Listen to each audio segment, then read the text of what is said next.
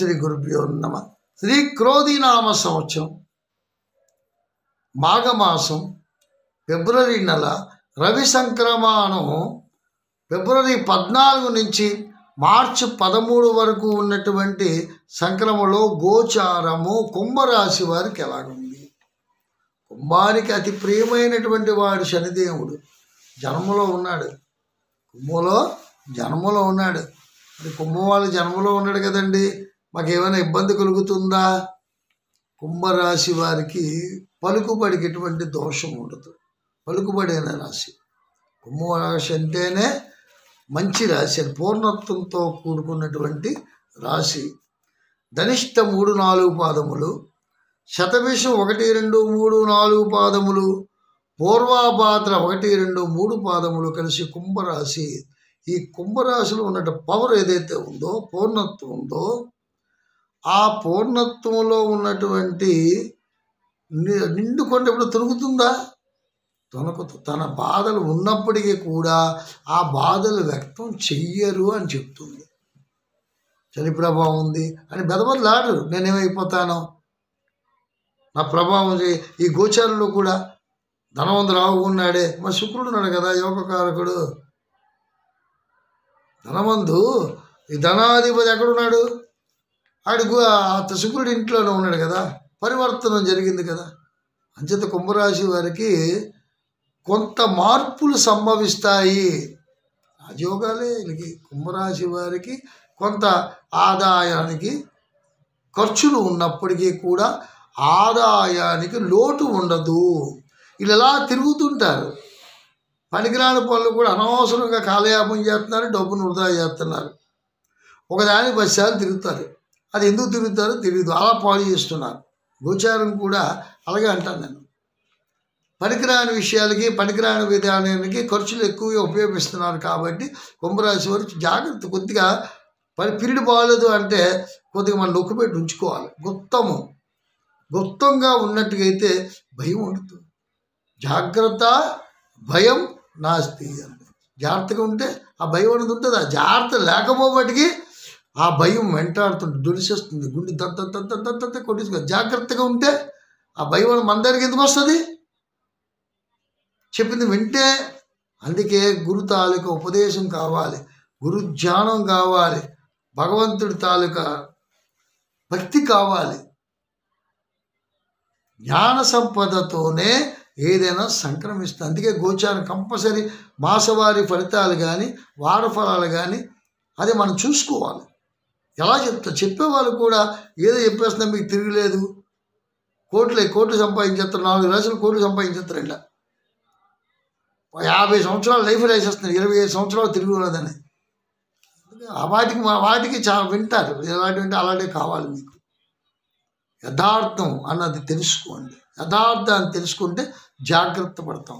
జాగ్రత్త పడితే మనం ముందుకు వెళ్ళగలం. జాగ్రత్త లేకపోతే ముందుకు వెళ్ళలేము. జాగ్రత్తలు అవసరం. ఎటువంటి జాగ్రత్తలు తీసుకోవాలి, ఏ విధంగా? అందుకే గోచారాన్ని క్యాల్కులేషన్ చేసుకున్నప్పుడు జాగ్రత్తలు ఏ విధంగా తీసుకోవాలి అది ముందు ప్లాన్ చేసుకోవాలి.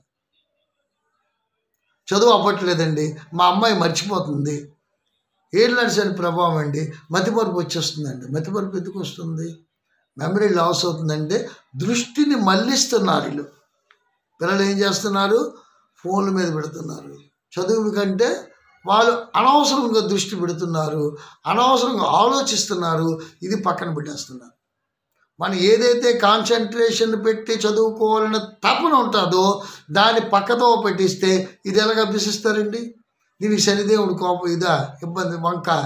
ఏళ్ళు నడిచిన ప్రభావం వల్ల పిల్లలు చదవట్లేదు, ఏళ్ళు నడిచిన ప్రభావం వల్ల మా డబ్బు పోగొట్టుకున్నాడు. ఇలాంటి విషయాలు మన దగ్గరికి వస్తున్నాయి. కాబట్టి ఇప్పుడు రైతు ఉన్నాడు, ఏళ్ళు నడిచిన ప్రభావంలో ఏమండి పంట పోయిందండి, వరదలు వచ్చి కొట్టుకుపోయండి, నష్టం జరిగిందండి, ప్రభుత్వం వారు కూడా సహకరించలేదండి, ఇది జవాబు. దీని గురించి మనం ఏంటంటే ప్రారంభంగా శనితలక ప్రభావం కాబట్టి ఆ శనిదేవుడికి ఆరాధన చేయండి, జాగ్రత్తగా ఉండండి. అంతేగాని స్వయంకృతాపరాధం మీద మనం చేసుకున్న పొరపాట్లు చేసుకొని ఆ శనిదేవుడి మీద నెట్టడం తప్పు అంటాను. ఎందుకంటే ఈశ్వరుడు ఎంత ప్రాణదాతో ఈశ్వరుడు ఎంత ఐశ్వర్య ప్రదాతో శనీశ్వరుడు కూడా అంతటి వాడే. హితవు పలికిన వాడే. హితవు చెప్తాడు, జాగ్రత్తలు చెప్తాడు. ఒక మాస్టర్ ఉన్నాడు, వాడికి ప్రేమ లేక కాదు, తండ్రి ఉన్నాడు, వాడికి ప్రేమ లేక కాదు, బిడ్డల మీద దండిస్తాడు. వీడు కర్రేజ్ కొడేస్తున్నాడు, చేత్తో కొడేస్తున్నాడు. ఏం తండ్రిరా, కషాయి తండ్రి అంట. కానీ అంత బాధపడుతున్నాడు. ఆలోచించవా?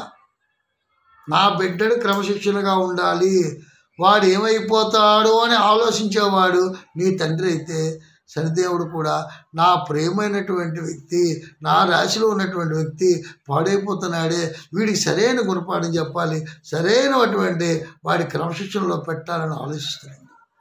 మా గురువుగారు చెప్పేవారు. ఒక గ్రహ చెప్పడం ఏంటని కాదు, దీనికి ఒక సూక్తిగా చెప్పేవారు. ఈ ప్రభావం వల్ల ఇలాగా ఆలోచిస్తారు. భగవంతుడు అందరికీ దుర్మార్గుడిని ఒకలాగా చెప్తాడు, సన్మార్గం. కానీ ప్రారంభం ఏదైతే మించి వచ్చిందో దానికి తగ్గట్టుగా పనిష్మెంట్ కూడా ఉంటుంది. ఒక లెక్క మనం సాల్వేషన్ చేస్తున్నప్పుడు ఎక్కడైనా పొరపాటు చేస్తే ఆన్సర్ ఏదైనా కరెక్ట్గా వస్తుందా?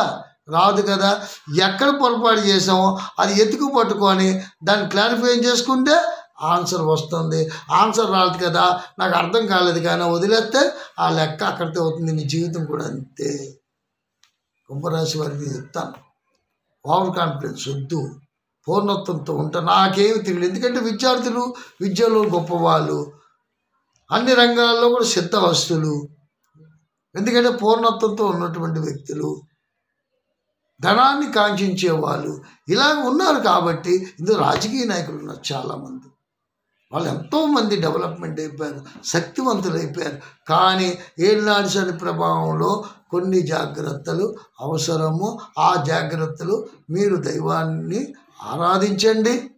అలాగే శివరాత్రి వస్తుంది 26వ తేదీ ఫిబ్రవరి, మహాపర్వదినం.